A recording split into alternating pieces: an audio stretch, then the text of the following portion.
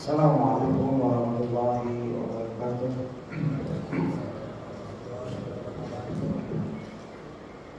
Alhamdulillah hamdan katsiran thayyiban mubarakan fihi kama yuhibbu rabbuna wa yarda.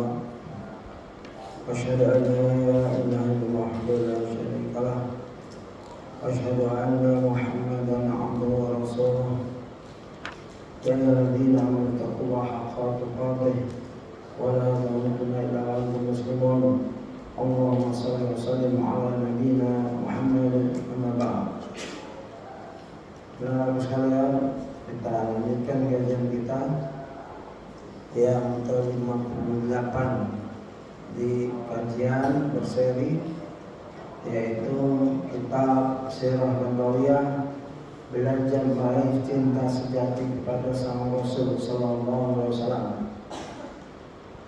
Kita sudah sampai ke halaman 177, ya. Nanti di rumah lihat lagi. Kitab ini sudah ada di aplikasi Quran Islam. Sama, ya, seperti di buku. Kalau dulu beda, sekarang sama. Artinya benar-benar sama, ya, bentuk PDF. Kita masih membahas tentang keadaan umat manusia sebelum diutusnya Rasul, ya. Terakhir sampai Jazirah Arabia, ya. Al-Ustaz Al-Qadir Firanda, Dr. Firanda menulis sedikit sekali Habasyah. Sebelum Jazirah Arabia, Habasyah. Habasyah itu Ethiopia, sekarang sedang perang saudara dengan Eritrea. Itu negara yang berjasa. Kalau umat Islam menghormati negara tersebut, ya, banyak kelaparan dan lain-lain. Ya, Habasyah sedikit sekali, cuma sepertiga halaman. Kalau di tempat ini, ya, di Numan Konpes, kita telah membahas masalah Cina. Ya, ada 3 agama, Laozi, Konghucu, dan Buddha. Yang kita akan bahas lagi. Kita sedikit ulang karena ini penyelesaian Jazirah Arab, ya, ditambah nanti materi tentang masuknya Salman Al-Farisi, ya, bagian dari proses mendapatkan hidayah. Ya, begini bagus sekali, alhamdulillah. Ya, saya diberi ilham hidayah untuk menulisnya, menyusun dari ulama-ulama besar, ya, referensinya. Jazirah Arab, ya, beriman tapi beriman kepada Allah, ya, menurut Islam sini penduduk Jazirah Arab ketika itu menyembah berhala disertai keimanan kepada Allah. Jadi menyembah Allah, menyembah Hubal, Lata, Uzza, dan lain-lain. Ya, kita akan bahas itu. Dan mereka berjual beli dengan riba, ya. Dan yang paling penting adalah alasan mereka, ya, mana abuduhum illa liyuqarribuna ilallahi zulfa. Kami tidaklah menyembah Hubal, ya, ada 380 berhala di Mekah dan di Ka'bah, itu sebagai perantara saja, katanya gitu. Tapi lama-lama benar-benar disembah. Dan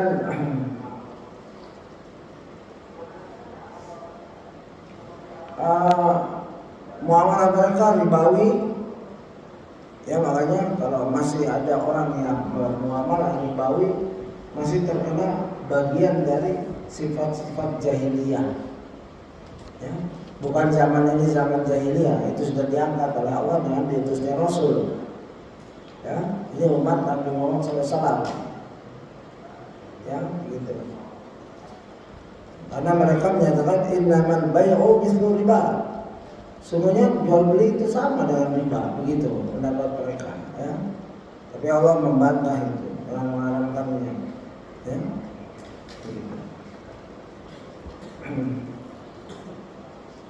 Juga perjudian, khamar, Bagaimana yang diberitakan saya belum bisa hadirkan hadisnya, dan mungkin ada nanti di mana Hamzah juga sempat mabuk. Karena biasa ini dulu. Karena diharapkan Umar bertahap, tidak langsung haram. Dan dibahas yang panjang oleh Ustaz berdasarkan hadis Aisyah.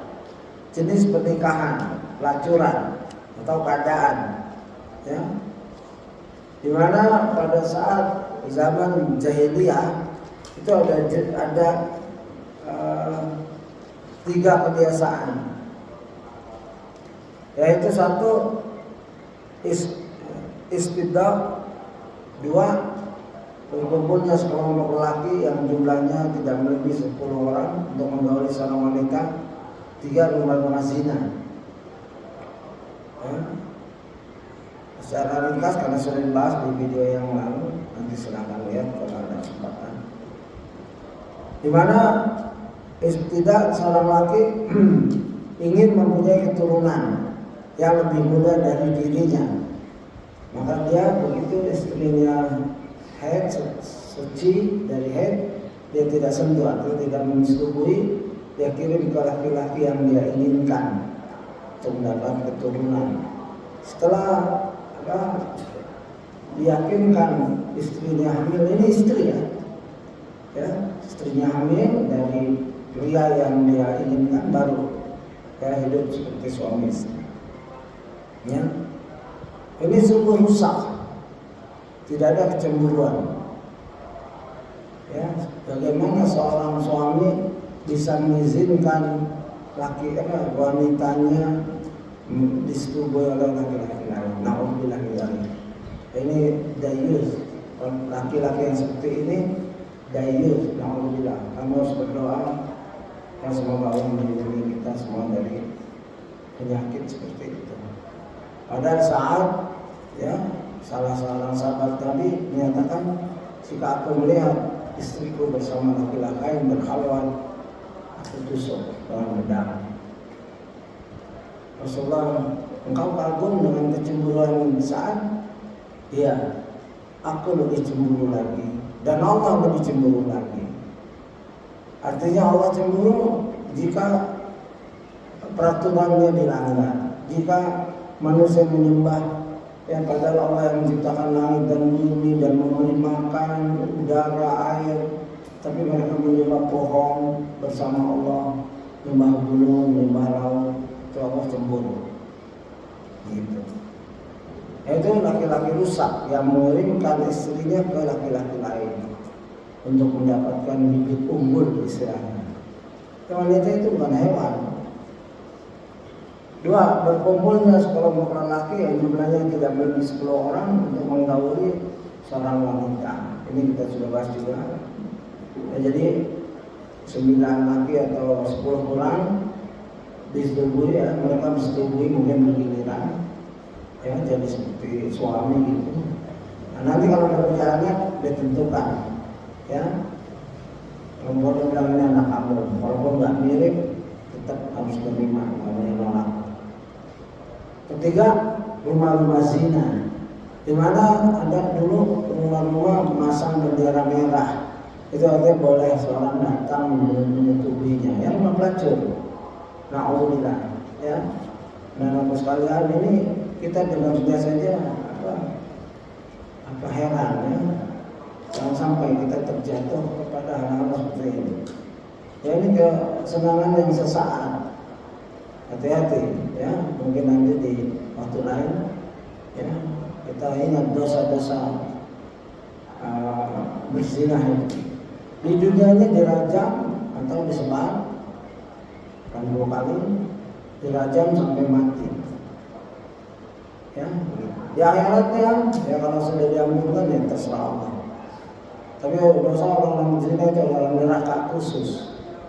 Ya, dimasukkan seperti kayak kukusan gitu, dia bahkan di situ nggak bisa keluar, terus teriakannya mengerikan, sangat-sangat mengerikan, teriakan orang, ya, para penduduk neraka ahli zina, orang yang berzina. Na'udzubillah. Dan juga kebiasaan Arab yang lain adalah mewarisi istri. Misalkan seorang bapak punya istri 3, 4, ya kalau dia meninggal anaknya boleh menikahi ya ibu tirinya. Nah, ini nggak boleh. Begitu ayah telah berhubungan badan dengan seorang wanita, ya, kalau itu adalah ibu kita, nggak boleh kita nikah. Ya, walaupun ayah sudah meninggal, itu namanya ibu tiri. Selamanya itu. Maka jika kamu nikah nanti misalkan, ya, atau kita nikah terus kita cerai, ya, ibu dari istri kita itu mahram selamanya, nggak boleh kita nikahi, walaupun kita udah cerai. Jika nikah 2 hari sudah bersetubuh terus cerai entah faktor apa, itu ibu mertua tetap, ya, nggak boleh kita nikahi, nggak boleh kita bersetubuh, itu haram, mahram itu. Tapi boleh salaman, cium tangan boleh. Boleh ngobrol berdua dengan batas-batas tertentu. Yang rumah zina ini nanti wanita ini akan melahirkan anak. Lalu datanglah qafah. Qafah ini menentukan, ya, ahli melihat nasab dari kemiripannya dan lain-lain. Itu zaman Nabi ada itu.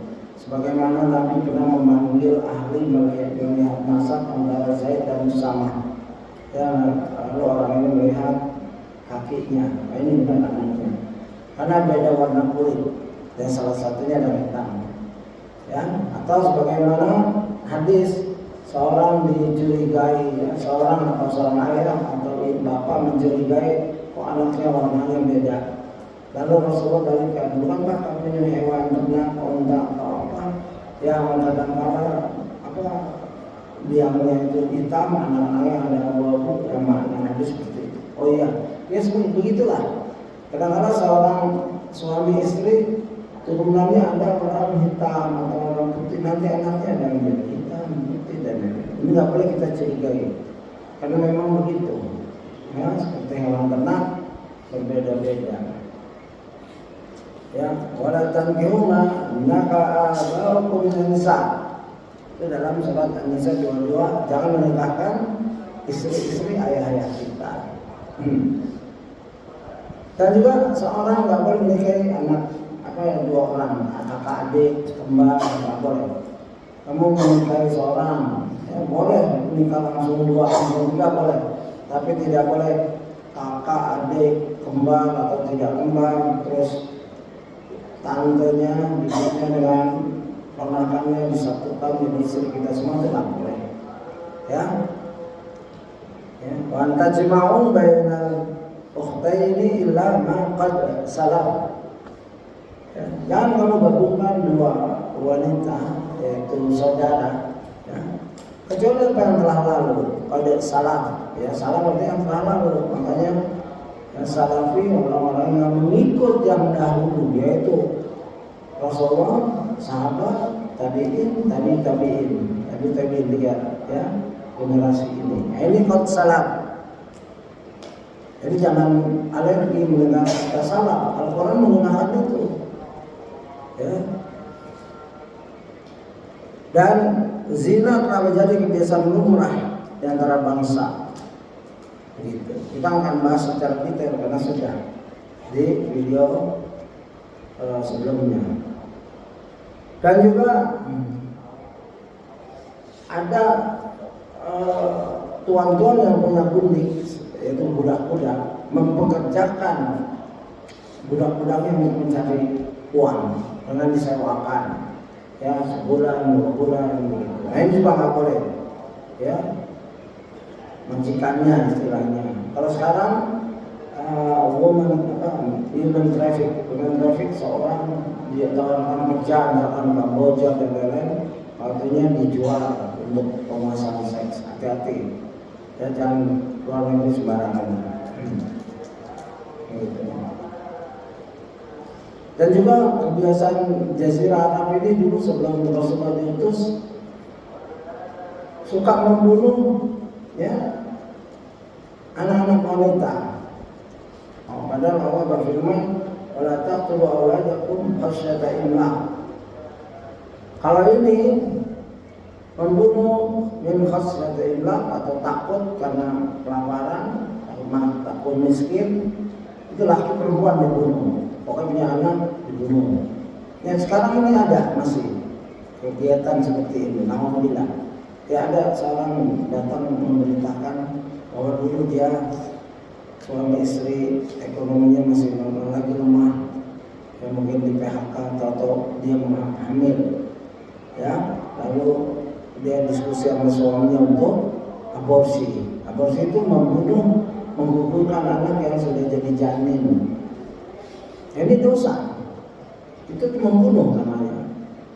Ya bahkan ada seorang cerita pada kami di mana dia punya tetangga buruk sekali perilakunya.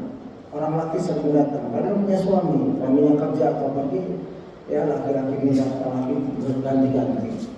Tahu-tahu mereka lagi bersih-bersih selokan, kedapatan janin. Dia disangka bangkai kucing atau katanya janin. Dari rumah itu.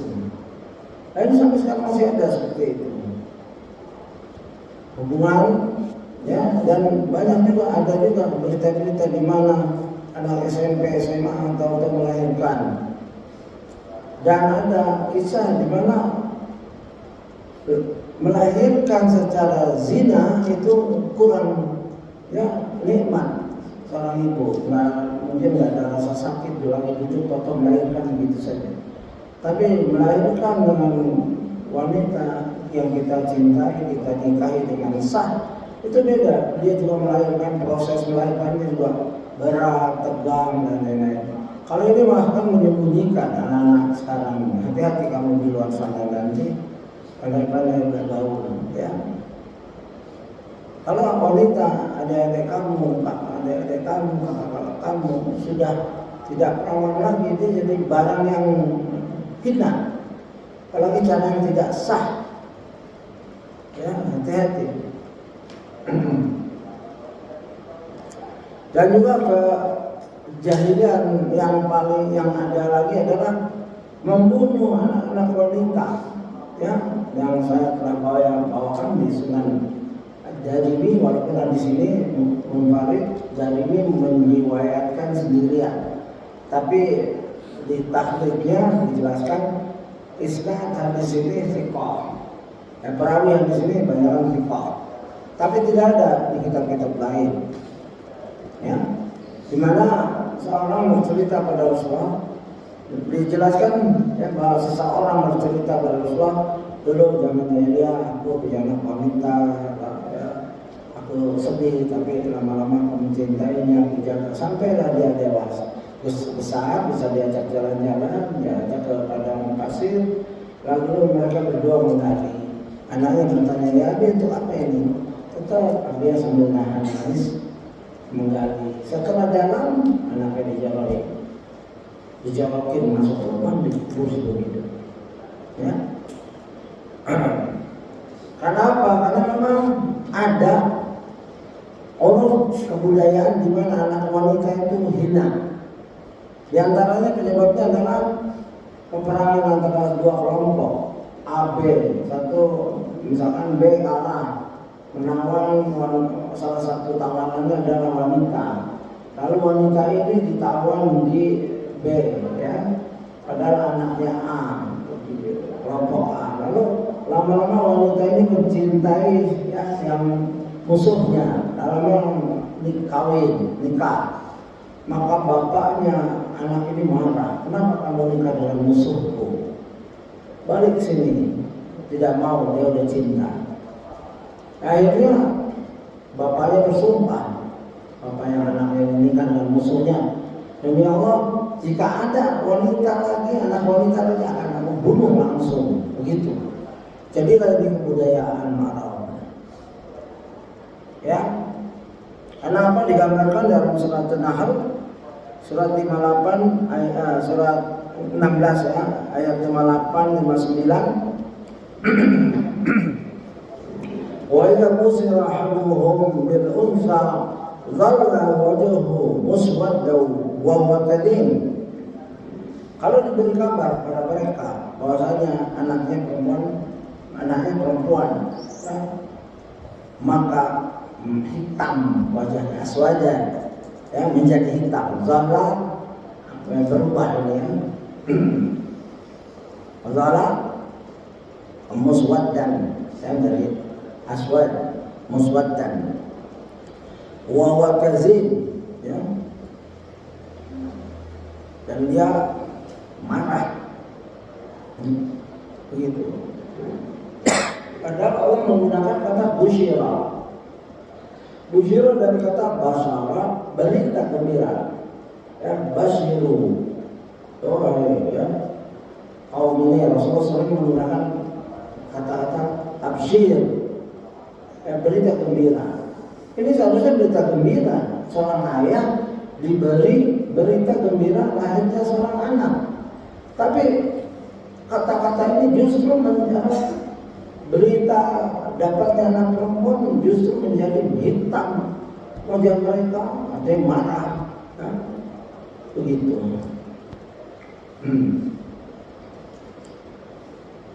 Selain marah, sembunyi dari kaumnya, apakah dia bunuh atau dia tahan, ya, begitu.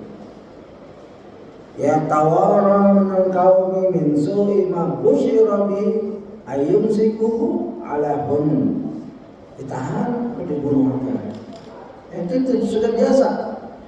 Al-Quran di dalam ayat ini adalah sejarah yang tidak meleset satu, ya, hal pun, dan Allah mencatatnya. Allah berfirman, mengucapkannya.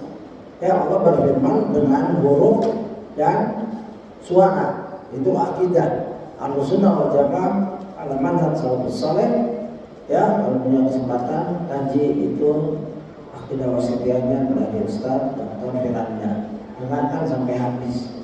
Beli bukunya atau sudah ada di Bekal Islam. Begitu kayanya Bekal Islam ini, alhamdulillah. Di situ Ustaz menjelaskan tentang sifat-sifat Allah, ya, kamu harus luaskan ilmu kamu, ya. Walaupun kita sedang belajar ini, kita bisa masuk kepada sifat Allah, begitu. Dan pembunuh peperangan kedua itu kejadian lain adalah di mana wanita-wanita banyak dihinakan, seperti tadi dijadi pelampiasan hawa nafsu saja. Ya, Islam mengangkat jadi istri sah dan lain-lain. Kalaupun dia budak, ada aturannya. Islam tidak menghapuskan budak sama sekali, karena peperangan masih berlanjut. Ada satu hal yang tidak dihapus, budak, perbudakan. Kalau musuh memperbudak tawanan orang Islam, maka kita memperbudak juga. Nanti ada pertukaran budak, gitu. Sampai sekarang belum dihapus itu. Dan Allah menyatakan keadaan anak-anak yang membunuh nanti ditanya, ya. Suratnya kamu sudah hafal semua, dan Allah. Wa idal mau'udatu su'ilat bi'ayyam min qutilat. Dan apabila bayi-bayi perempuan yang dikubur hidup-hidup ditanya karena dosa apakah dia dibunuh, pasti dia nggak tahu jawabannya, nggak tahu, ya. Itu Allah untuk menghukum bapak-bapaknya, orang tuanya. Nanti anak itu ditanya, kamu kenapa dibunuh? Ya nggak ada, orang masih kecil.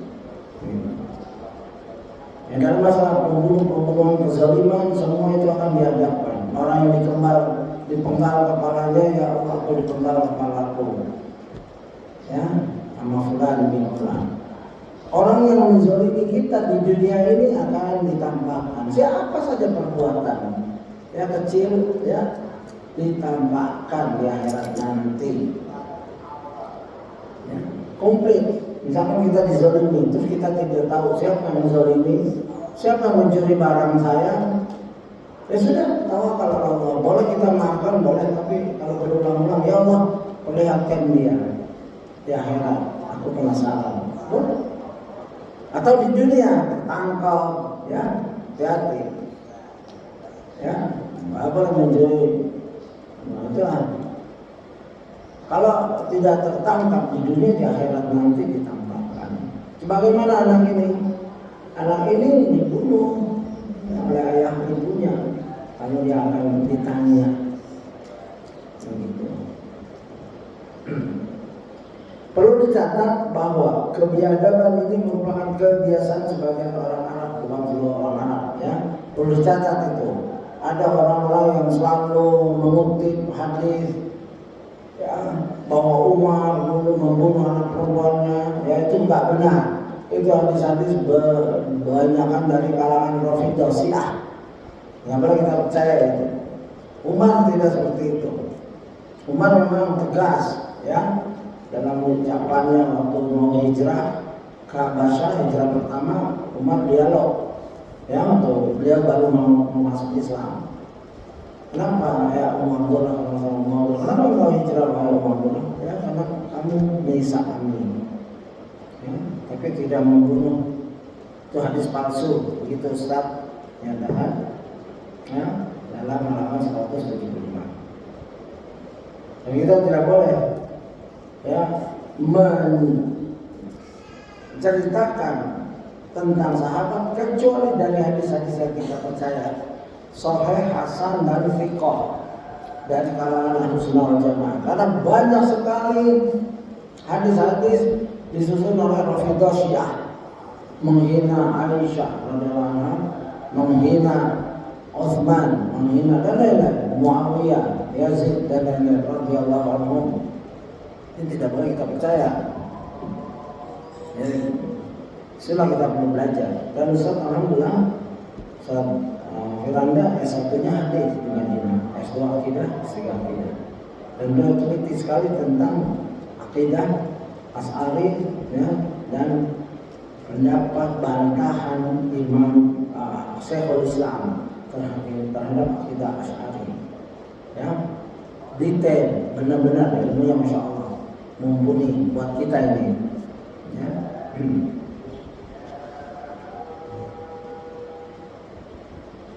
Dan itulah posisi wanita di zaman sebelum Nabi diutus menjadi Rasul. Padahal dalam satu hadis, banyak hadis ini, tapi kita bacakan di sini aja. Man 'ala jariyatain hatta tablugha jaa yaumul qiyamati ana wa huwa wa dhamma sabi'ah. Ya. Barang siapa ia mengasuh dua anak perempuan dengan baik hingga keduanya balik, maka dia akan datang berdampingan denganku pada hari kiamat. Berdampingan dengan Rasulullah. Ya, ini seperti ini. Ya, jadi bahagia punya anak perempuan, bersyukur, jangan dibunuh, jangan merasa terhina. Andaikan seseorang, ya ada teman-teman kami, satu perempuan, kedua perempuan, tiga perempuan, empat perempuan, lima perempuan. Di keluarga kami ada keluarga kita. Akhirnya punya anak laki, ya, alhamdulillah. Ada punya perempuan sampai istrinya nggak bisa melahirkan lagi, mungkin kesehatannya. Ya nggak apa-apa. Ya.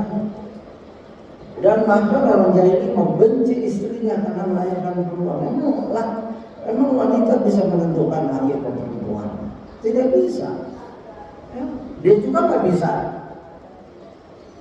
menjadi suami, kok nyalain istrinya, begitu. Dan kejahatan orang jahiliyah, ya, di halaman 177, wa ja'aluna lillahil banati subhanahu wa lahu ma yastahun. Dan mereka menetapkan bagi Allah anak-anak perempuan, ya, maksudnya Allah. Sedang untuk mereka sendiri, mereka tetap apa yang mereka sukai, yaitu anak laki-laki. Surat An-Nahl ayat 57 sebelum tadi. Ya. Aneh, mereka bangga dengan anak laki-laki, walaupun kalau nggak dapat laki-laki dibunuh, ya. Tapi untuk Allah, mereka punya pendapat bahwa malaikat-malaikat adalah wanita, anak-anak wanitanya Allah. Alhamdulillah. Ya, Allah nggak punya anak.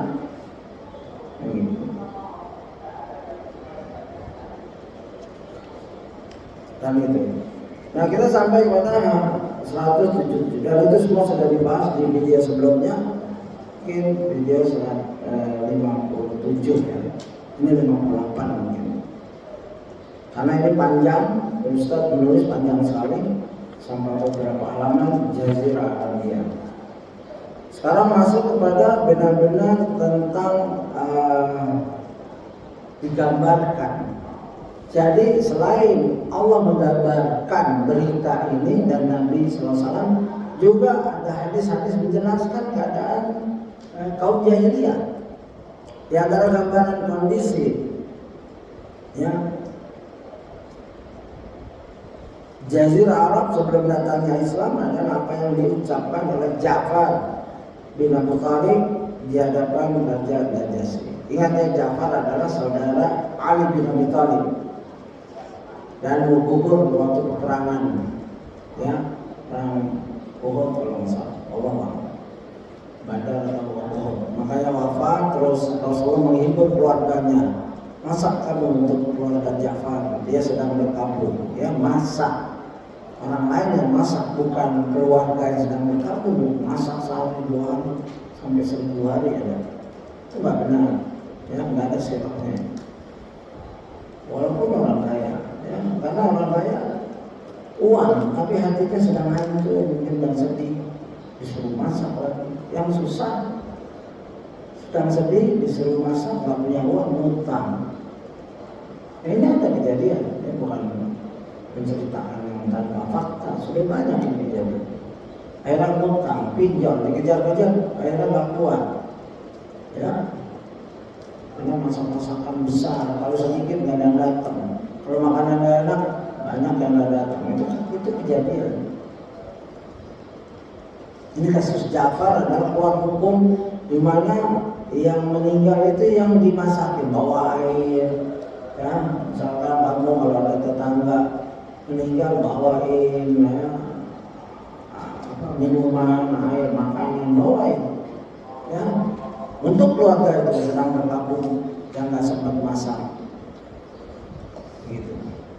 Ja'far menceritakan, ini gambaran yang bagus sekali, di mana Ustaz menggambarkan di dialog antara Ja'far dan Raja Najasyi. Di pelajaran sebelumnya bahwa di Habasyah hijrah pertama Rasulullah mengutus, ya, Rasulullah bukan mengutus, andaikan kamu mencari negeri yang rajanya tidak menzalimi seorang pun, yaitu Habasyah, Ethiopia. Rajanya Najasyi, Asham, yang namanya Asham. Kalau Ethiopia Habasyah, nama rajanya julukannya Najasyi. Kalau Roma apa? Kaisar. Kalau Persia Kisra. Kalau Indonesia Presiden, Saudi Raja, gitu. Indonesia Kaisar, Jepang Kaisar, yang terkenal Kaisar Hirohito. Itu nama petinggi. Ya, di antara ya, satu Al-Quran, hadis, dan ucapan sahabat yang didokumentasikan, yaitu seperti Ja'far bin Abu Thalib radhiyallahu anhu di hadapan Raja Najasyi. Ya, ucapan ini sangat ya, bermanfaat untuk informasi yang akurat. Ya, sejarah Islam sangat akurat. Walaupun ada yang tidak akurat disisihkan. Ayuhal malik, kunna qauman ahlal jahiliyah na'budul asnam wa na'kulul maitah wa natil fawahish wa naqta'ul arham wa nusi'ul jiwa. Wa yaqul qawiyyu minna dhaif. Ya, penghormatan sebelum bicara Ja'far menggunakan ayyuhal malik, wahai raja. Ya, begitu. Itu adab. Karena ada sesuatu yang mau disampaikan yang penting. Ya, jangan sampai belum apa-apa rajanya mana. Ya, coba, wahai raja, dahulu kami adalah bangsa jahiliyah. Kami menyembah berhala. Ingat, berhala di Ka'bah 380. Salah satu berhala yang ditarik dari Syam yaitu Hubal, ada di Ka'bah. Ya, oleh seorang yang siksaannya dia bergulir terus ya dengan ususnya di neraka. Ya, begini. Pokoknya siksaannya sadis. Kalau di Taif, Lata atau Uzza. Oleh sebab itu seperti Waraqah bin Naufal, namanya Waraqah bin Asad bin Naufal bin Abdul Uzza. Begitu. Kalau Rasulullah namanya aman, Muhammad bin Abdullah. Walaupun ada hadis waktu ada orang bertanya, wahai Rasulullah, di aina abi, bapakku di mana? Di neraka. Nangis dia. Jangan nangis, ya. Bapakku di neraka. Karena Abdullah tidak masuk ke agama Kristen, enggak Yahudi, enggak juga milah Ibrahim. Ya, nanti dalam milahnya Abu Thalib, Abdul Muthalib, yaitu Islam, tauhid yang keimanan yang dicampurkan dengan penyembahan. Sama seperti ayahnya Ali bin Abi Thalib, karena pada saat sakaratul maut Rasulullah dakwakan, dia tetap datang membesar, wahai Abu Thalib, apakah kau akan meninggalkan milah-milah nenek moyang kita? Ya, Abu Thalib menarik diri. Dia hampir saja syahadat. Itu giginya Rasulullah mendakwakan keluarga hatta mau sakaratul maut. Sehingga waktu bapaknya Ali radhiyallahu wafat, ya, Ali radhiyallahu datang ke Nabi Muhammad SAW dalam berita hadis diceritakan, ya Rasulullah, ayahku wafat. Ya sudah, apa yang aku kerjakan? Kamu boleh ngurus, gitu. Jadi kalau ayah kita agamanya beda, kita boleh ngurus. Yang lain nggak perlu datang. Ngurus, mandikan, ya, cara-cara mereka kita bantu boleh. Dari hadis itu. Kalau keluarga, ya wahai raja, dahulu kami adalah bangsa jahiliyah. Kami menyembah berhala, memakan bangkai, melakukan berbagai macam perbuatan keji. Tadi itu, ya, berzina dan lain-lain, memutus hubungan kekerabatan, berbuat buruk kepada tetangga, dan menindas kalangan lemah di antara kami. Ingat, semua ini ajaran Islam yang dilanggar, ya, oleh kaum jahiliyah. Ya,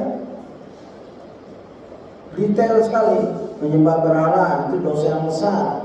Ya, sebagaimana Ibnu Qayyim, pertama manusia dijerat dengan kufur billah, yaitu dosa syirik dan kufur. Setelah itu dengan bid'ah. Ya, setelah itu dengan kabair. Ya, yaitu berbagai macam perbuatan keji, zina, riba, ya, khamar dan lain-lain. Dan ini juga termasuk kebodohan jahiliyah adalah memutus hubungan kekerabatan. Tidak boleh seorang memutus hubungan kerabatan. Ya, bahkan di antara amal baik kita kepada orang tua kita yang telah wafat, ayah ibu, kita terus dulu ayah ibu sering menyebut siapa. Walaupun orang lain tapi mempunyai jasa kepada ayah ibu kita, yang ayah ibu kita kalau lebaran kita diajak, kita ingat-ingat terus siapa. Kita datangi itu sebagai amal jariah. Ayah ibu masih ada anaknya yang mengikuti jejaknya, ya, jangan diputus. Apalagi memang paman, bibi dan lain-lain, ya, silaturahim. berbuat buruk pada tetangga. Ini memang jahiliyah nih. Jahiliyah, ajaran jahiliyah sampai sekarang masih ada. Di mana ya ada kasus di mana seorang ya dalam suatu hadis, nanti mungkin suatu waktu bisa kita tampilkan bertanya ke Ustaz, di mana ada tetangga buruk sekali. Selalu Rasulullah mengatakan sabar. Heran gak kuat. Kalau kamu udah gak kuat, keluarkan barang-barang kamu. Akhirnya orang ini keluarkan barang-barangnya. Lalu tetangganya bingung, kamu mana? Saya mau pindah. Kenapa? Saya gak kuat dengan tetangga saya. Langsung dimasukin lagi barang-barang yang tetangga itu. Dia minta maaf. Ya, kadang-kadang omongan, sindiran gak berlaku bagi seseorang. Ya, gerakan. Sebagaimana Ummu Abdullah, dia gak kuat dengan siksaan. Ya, kaum kafir Quraisy, dia siapkan barang-barangnya mau pindah. Umar datang, mau kemana kamu? Aku mau hijrah. Kemana? Ke Habasyah. Kenapa? Ya karena kamu menyiksa kami. Kami orang Islam, kamu siksa. Kami udah gak kuat. Umar sedih. Di situ dia mulai dapat hidayah. Ya, begitu. Itu berita seperti itu. Dan menindas kalangan lemah di antara kami. Gak boleh, itu sifat jahiliyah. Misalkan di pondok ini ada yang lemah, selalu ditindas, bully, baik verbal, kata-kata, sindiran, ya, ngenyek atau fisik, ya, fisiknya. Karena dia paling kecil, paling lemah, ya, diambil sendalnya, dibuang, sarungnya diingetin, kalau mandi anduknya diambil. Gak boleh seperti itu. Itu tindakan jahiliyah. Kamu orang Islam, kita orang beriman kepada Allah, ya, harus taat kepada hukum-hukum Allah. Gak boleh. La darar wa la dirar. Jangan membahayakan diri kita saja yang ada nempel di badan kita. Tidak boleh kita bahayakan kok diri orang, ya. Gak boleh kita membahayakan orang lain. Diri kita dengan merokok, minum khamar, walaupun diri kita. Oh saya cuma itu ini kok membahayakan diri. Tidak boleh, ya. Apalagi orang lain. Begitu.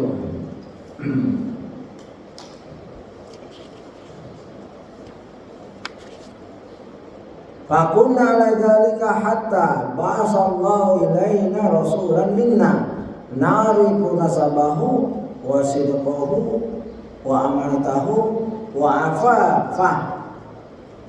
Ya. Kami terus seperti itu keadaan kami sampai ya hingga Allah Jalla mengutus pada kami seorang rasul dari kalangan kami. Ya. Kami sangat mengenal garis nasabnya, kejujurannya, amanahnya, serta kehormatan dirinya. Lihat, nasabnya bagus, ya, jujur, amanah, serta kehormatan dirinya. Rasulullah menjaga kehormatan dirinya. Karena dalam kisah Rasulullah masih kecil membantu peperangan, ya, lalu sarungnya terbuka pingsan. Pernah Rasulullah diajak dalam kisah-kisah, diajak melihat ada pernikahan atau apa oleh temannya, baru Rasulullah tertidur, gak sempat melihat maksiat. Ya, dijaga benar. Dan Rasulullah sebelum hijrah, karena banyaknya titipan orang kafir Quraisy kepadanya, kalau ini pelanggan kayak ini pelanggan kayak ini pelanggan kayak itu, begitu. Kalau itu punya titipan, jangan dikhianati, jangan dimakan. Misalkan ibu datang, nah ada si fulan, oh dia lagi mandi, ibu titip ya untuk fulan, dia bu, apa bu, Indomie 1 kardus, dimasak, bagi-bagi, nggak boleh tanpa izin. Fulan yang lagi di toilet, masuk ke toilet, tadi bisa datang ya, dia langsung pergi, ya. Bawaan mah, oh udah habis, udah cerita aja. Ya kami udah bagi-bagi makan, nggak boleh itu haram seperti itu. Karena tuh dititip, ya udah pegangin aja. Begitu keluar, nih titipan dari ibu kamu. Oh, kalau dia bagi-bagi, alhamdulillah. Ya, jadi jangan sepelekan hal-hal yang kecil. Amanah itu seperti itu. Ya, anak-anakku sekalian, belajar jujur. Apalagi dititipin uang negara triliunan, ya nggak jujur jadi pemimpin nanti. Ya, ini bukan bicara politik, boleh kalau nasihat masuk ke bab ini, kecuali menunjuk. Semua kita harus amanah semampu kita, ya begitu. Dan Rasulullah juga nasabnya bagus. Rasulullah itu dari Abdul Muthalib. Abdul Muthalib itu Syaibah namanya. Karena dia datang namanya Abdul Muthalib. Dia pekerja atau hamba saya ini Muthalib. Gitu dia rambutnya putih. Syaibah itu orang yang rambutnya cemerlang, putih uban. Ya, itu keturunan yang Abraham datang untuk menghancurkan Ka'bah, hormat takzim dengan Abdul Muthalib sampai Abdul Muthalib bilang mana untaku, kalau itu punya aku, kalau Ka'bah punya Allah. Ya, Abraham, tadinya aku menghormati kamu sebagai pimpinan Quraisy, tapi kau sibuk dengan untaku, tidak menjaga Ka'bah. Siapa yang bisa jaga Ka'bah? Ya, mereka datang tentara gajah dengan pasukan yang komplit, itu dibahas itu. Ya kalau Ka'bah punya Allah, kalau Allah ini punya saya, begitu. Ya benar. Ya, Abdul Muthalib itu bangsawan. Rasulullah disayang sekali. Rasulullah pernah duduk di tempat duduk majelisnya Abdul Muthalib. Tidak boleh ada yang duduk di situ. Kalau orang-orang bilang, turun. Datang Abdul Muthalib, biarkan dicukup, biar dia duduk situ. Begitu. Itu kehormatan Rasulullah, nasabnya bagus. Rasul tersebut, ya, pada ada ilawai linuwahidahu wa na'buduhu. Ini penting. Wa nakhla'a ma kunna na'budu nahnu wa aba'una min duni minal hijaratin wal awthani wa amarna bisidq al-hadith. Ya, jadi Rasulullah dengan keadaan seperti itu, Rasul tersebut mengajak kami untuk mengesahkan Allah, menyembahnya, mengesahkan menyembahnya. Ya, makanya beritanya wa khalaqul jinna wal insa illa liya'buduni, dan tidaklah aku ciptakan jin dan manusia kecuali untuk beribadah padaku, liwahidun, untuk mentauhidkan aku. Begitu tafsirnya. Ya, menyendirikan Allah dalam penyembahan. Tidak ada hubal dan lain-lain, gunung, ya, tokoh-tokoh, ya, fotonya dipajang. Kadang dipajang sini, saya pernah di Australia, jumpa mu'alaf kaya punya pabrik. Dia cerita, sebenarnya dia masuk Islam tapi belum selamat, ya, masih ke tarekat. Dia bawa foto, di mobil ada syekhnya. Kita ini orang kotor, kita kalau menyembah Allah minta doa melalui orang ini, syekh ini, fotonya dipajang. Ini nggak boleh. Kita menyembah Allah langsung minta pada Allah, nggak pakai perantaraan. Ya, belum tentu juga dia diterima ibadahnya yang kita minta. Ya, orang-orang yang merasa jadi wakil Allah di muka bumi ini belum tentu ibadahnya diterima. Apa kita tahu dia udah di jannah? Rasulullah saja nggak pernah ngajarin, kalau kamu minta padaku sebut namaku, ya minta. Waktu hidupnya nggak pernah. Dia ajarkan salat kamu, ya, salat billail, wanasu, ya, salat malam hari pada saat manusia tidur. Ya, begitu. Apakah Rasulullah saya salat malam? Nggak ada laporan kayak gitu. Itu ibadah fardu ain kita sama Allah. Ya. meninggalkan bebatuan dan patung-patung. Ya, orang dulu menyembah minal hijarah wal awthan, batu-batu, ya, awthan sudah berbentuk patung. Ya, diceritakan waktu Fathul Makkah ada utusan Khalid bin Walid kalau nggak salah atau Ali bin Abi Thalib merusak satu patung, lalu teriak keluar itu ada jin wanita di dalamnya. Ya.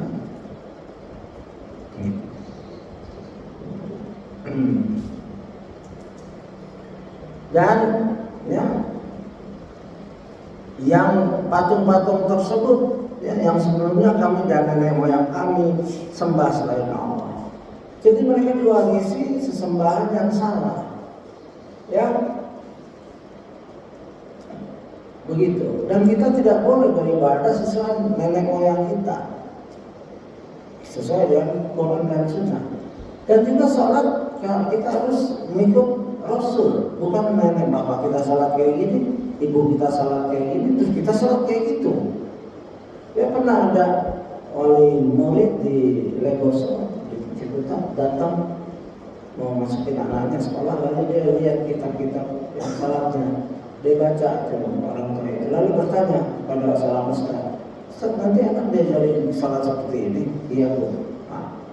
Wah, kalau sholat kayak gini beda dong sama saya. Alhamdulillah, ya, ustaz kita mendapatkan. Ya mungkin bu, saya nggak tahu salat ibu bapak. Yang jelas insya Allah kalau salat ini sama sama Rasulullah. Mungkin beda sama ibu. Terserah ibu. Anak ibu mau salatnya sama ibu tapi beda sama Rasulullah, atau mau salat sama Rasulullah beda sama ibu. Kalau salat sesuai dengan Rasulullah ada dalilnya. Sallu kama ra'aitumuni usalli. Salatlah kamu sebagaimana kamu melihat aku salat. Rasulullah tahu dia akan wafat. Ya, salat. Tapi kok kita disuruh melihat dengan hujjah, dengan dalil. Ya, Rasulullah bertakbir ada 3 hadis. Ya, Allahu Akbar bareng. Ya, Allahu Akbar. Ya, ba'da setelah takbir baru angkat tangan. Atau Allahu Akbar itu dari takbir ketiga. Ya, jadi boleh jadi ajaran ayah ibu atau guru sekalipun, ya, kalau kita koreksi lagi dan tidak apa-apa. Misalkan seorang 70 tahun sholat cara yang dia corak dari kecil, pas umur 70 tahun dapat hidayah, ngaji, sholatnya sama semua, bukunya nggak tepat, nggak tumanina, perbaiki. Sisa umurnya cuma 2 bulan, 1 hari sholat dengan cara Rasul, nggak apa-apa, nggak dihitung tuh. Innamal amalu bi khawatimi, semuanya amal akhirnya, dan kebaikan-kebaikannya ngikut karena akhirnya baik. Sholatnya yang berantakan jadi ngikut karena akhirnya baik. Jadi jangan seorang itu menolak kebenaran walaupun habis menerima dia meninggal. Sebagaimana kisah seorang Yahudi, waktu ada seorang mengikuti Rasulullah, aku harus dengar orang ini. Ya, orang itu begitu dari belakang. Rasulullah berjalan dengan Umar dan Abu Bakar. Lalu ada Yahudi sedang membacakan Taurat. Ya kan? Benar di sini kan? Yang ceritakan itu tempat lain. Bacakan Taurat karena dia sedang sedih, anaknya lagi sakaratul maut, ganteng anaknya. Yahudi ini Robi mungkin dia baca Taurat keras-keras.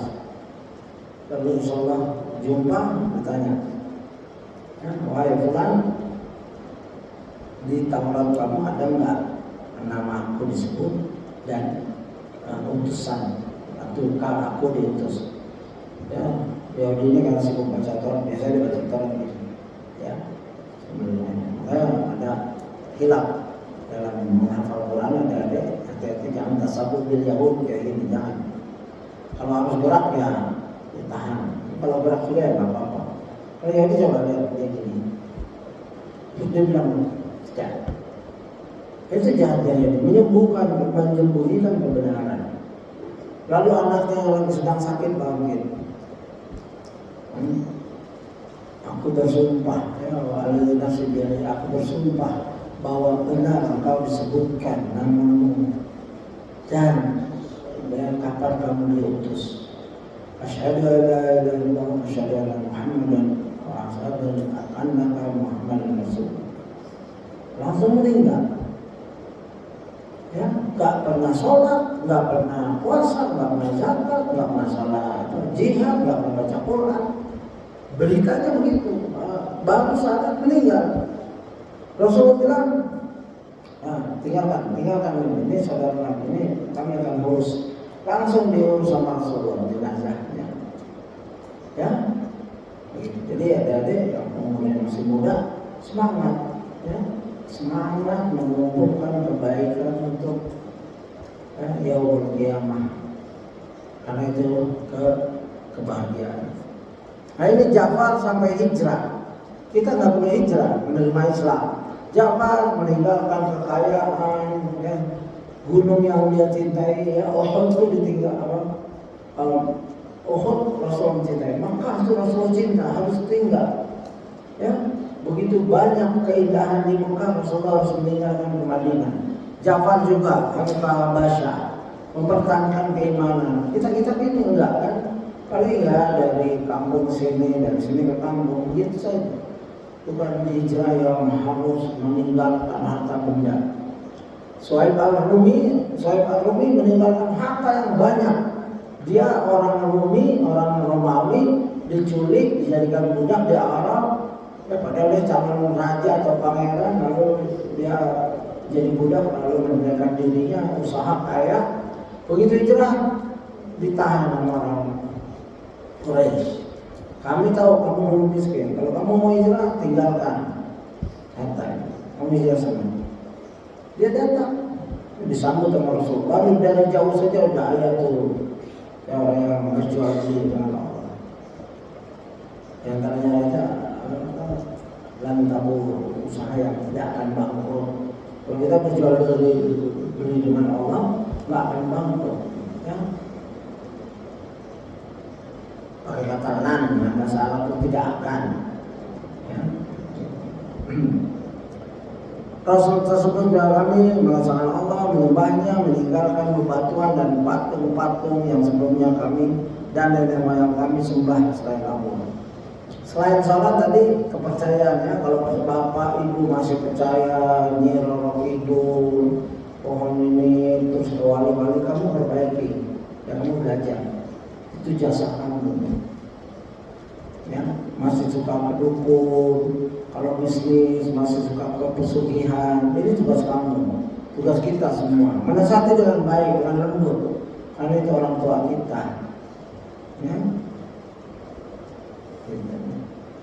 Menunaikan amanah, menyambung tali kerabat. Coba ajaran yang tadi dibalik ajaran Islam ini. Ya, tidak boleh syirik, terus menunaikan amanah, menyambung tali kekerabatan, ya, berbuat baik kepada tetangga, bahkan dalil-dalilnya sering kan dibacakan di sini. Serta untuk tidak berbuat hal-hal yang diharamkan dan tidak membunuh, tidak boleh membunuh. Beliau juga melarang kami dari perbuatan-perbuatan buruk. Dalam penjelasan akidah wasithiyah, nafsu bin nafs, ada perkecualian. Orang yang membunuh tanpa tanpa hak akan dibunuh, qisas namanya, walaupun pangeran di Saudi. Kecuali ayah, kalau membunuh anak tidak ada qisasnya. Saya pernah menggali ayat di sini, ada di Musnad Imam Syafi'i. Anta wa maluka liabi, ya, makna hadis begitu. Kamu dan hartamu punya ayahmu. Ya, begitu. Jadi kalau Allah seorang ayah secara kecelakaan yang anaknya kebunuh, itu tidak dikisos. Ada pengadilannya khusus, mungkin dihukum dosanya, harus tobat dan lain-lain. Harta juga gitu, dibahas oleh ulama. Saat orang ayah mengambil harta anak tuh nggak ada hukumnya. Syaratnya ulama menjelaskan tidak membahayakan anaknya. Ya, misalkan anaknya punya rumah satu-satunya, ketuanya yang ini rumah saya, kamu keluar kontrak lagi kamu, nggak boleh seperti itu. Ya, tapi kalau dia datang, dia perlu beras, dia ambil, ya udah nggak usah protes, dia kan saja. Itu hak, itu ayat seperti itu. Kalau kamu tahu, itu hadis dibawakan oleh beberapa ulama dan dibahas oleh ulama. Karena mungkin suatu saat kita hadirkan di situ. Dan saya dengar Ustaz juga menyebut ya, di Aqidah Wasithiyah 2, nafsu binafs tidak berlaku kepada hal ini, yaitu ayah.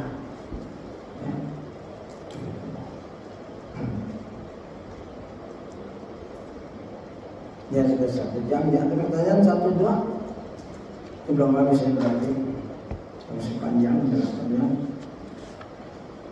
Habis ini kita masuk ke Salman Al-Farisi, mungkin disibukkan di sini ya, nanti di tempat lain. Jadi demikian anak-anakku sekalian, ya semoga pelajaran ini bermanfaat bagi kita semua dalam mengarungi kehidupan kita. Dan saya doakan Ustaz kita yang sedang ada musibah, saya doakan ya. Ma'asaba min musibatin illa bi'idznillah wa man yu'min billah yahdi qalbah. Ya, musibah itu atas izin Allah. Ya. Kita dizalimi, Allah bisa menurunkan malaikat ribuan. Tapi kadang-kadang biarkan terjadi karena ada hikmah di belakang yang kita tidak tahu. Dan mungkin dengan itu seorang jadi hati-hati. Dan dengan itu seorang tahu ini dunia seperti ini, tidak semua orang baik di keliling kita, ya, begitu. Semua banyak hikmah, ya, yang akan kita pelajari dari musibah, seperti musibah corona, ya, berapa tahun kita corona 19 pada belajar online, pasti di baliknya ada hikmah. Sehingga kita bisa bersyukur kemerdekaan kita, kebebasan kita, ya, berkelas lagi seperti ini. Maka syukuri. Boleh jadi corona datang lagi, dan lebih lama, 10 tahun, alhamdulillah. Pakai masker 10 tahun, kan capek, nggak bisa jumpa, ya, Zoom saja. Begitu selesai corona, ya waktu Zoom kecil, itu datang, anaknya besar. Ya, ada santri begitu, ada kan, gurunya kaget, karena lihat Zoom kecil. Begitu. Makanya kita nikmati ya. Jika dapat musibah kita bersabar, jika dapat nikmat bersyukur, sabar syukur sebagaimana kaumnya Umar ya bin Khattab dalam kitab Minhajul Qasidin ya. Secara makna saja, jika sabar dan syukur itu berupa kendaraan, akan aku naiki dua-duanya. Nah, kita kalau karena musibah bersabar, pasti ada hikmah. Jangan suuzon pada Allah dan lain-lain. Jika mendapat nikmat bersyukur, manfaatkan nikmat waktu luang, ya, sehat untuk beribadah kepada Allah, untuk menuntut ilmu seperti kamu ini, terutama yang baru masuk. Ya, lihat abang-abangnya yang rajin, jangan nyontoh yang tidak rajin, ya. Ada yang rajin tapi kurang pintar, tapi rajin, enggak bagus. Ada yang tidak rajin tapi pintar. Lihat kamu mau ngikut yang mana? Jangan mengikuti yang tidak rajin terus tidak pintar, ini salah. Sudah tahu nggak pintar nggak rajin, boleh seorang nggak ada. Ya, sebagaimana Imam Asy-Syafi'i kepada Imam Rabi muridnya yang paling dulu, wahai Rabbi, jika aku bisa nyuapin kamu, aku akan suapin. Karena kalau Imam Asy-Syafi'i jelaskan, pasti dia yang nggak paham. Kalau sudah paham, pasti dia lagi nggak paham. Dia lagi. Sampai Imam Asy-Syafi'i bilang, Imam itu jenius, cerdas. Semua ulama itu jenius, bahkan komputer kalah. Dan jika aku bisa nyuapin kamu, aku nggak suapin kamu. Ilmu tidak bisa suapin seperti itu. Maka kamu sabar. Kamu boleh melihat abang kamu yang hafiz, yang 30 juz, lihat bagaimana cara hidupnya, suluknya, tingkah lakunya, dan ikuti. Boleh seorang belajar dari temannya belum tentu dari gurunya saja, karena guru kan jarang dilihat, sekali saja. Kalau mau teman, kamu bisa belajar, tapi belajar dari kebaikan, bukan keburukan. Jangan niru yang buruk-buruk dari teman kamu. Ya, demikian Ustaz. Semoga hari-hari kamu selalu bahagia di sini, dan berdoa terus kepada orang tua, dan berdoa untuk guru-guru kamu, maafkan kesalahan mereka, dan kami insya Allah berdoa terus untuk kamu ya di belakang kamu. Subhanallah wa bihamdihi asyhadu an la ilaha illa anta astaghfiruka wa atubu ilaik. Assalamualaikum warahmatullahi wabarakatuh.